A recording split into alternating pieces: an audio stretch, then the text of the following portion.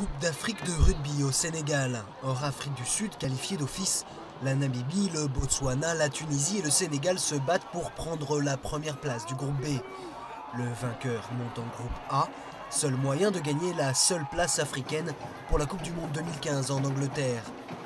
C'est la Namibie, favorite, qui remporte le tournoi. Elle a déjà participé à 4 Coupes du Monde, mais le niveau africain se resserre. Je pense que les pays africains sont en train de s'améliorer et c'est à nous de nous assurer de rester au contact ou de savoir si on est encore en tête. En Afrique, le rugby est un sport qui monte, de plus en plus d'amateurs s'y intéressent et les équipes nationales s'améliorent. Mais le décalage avec les grandes équipes du monde reste flagrant. Si les joueurs namibiens évoluent pour la plupart dans le championnat sud-africain, au Botswana, ils sont tous amateurs. Chaque joueur a un autre travail à côté du rugby.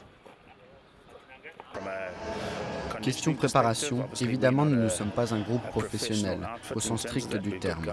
On a des mecs qui jouent au rugby plus par amour de ce sport que par professionnalisme. C'est difficile de leur demander, c'est un grand saut.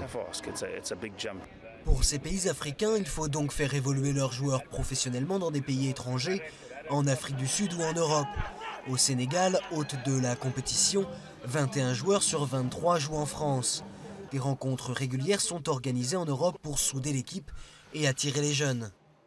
L'équipe nationale, c'est la vitrine de tous les sports. La stratégie, c'est la petite catégorie.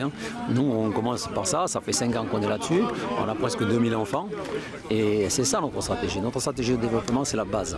Mais de temps en temps, il faut que la base voit qu'on a de bons joueurs qui sont au sommet. Au Sénégal comme au Botswana, il y a aujourd'hui plus d'une centaine d'écoles de rugby.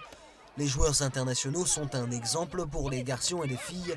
Le travail avec les jeunes est devenu prioritaire pour les fédérations qui espèrent les voir un jour participer à la Coupe du Monde.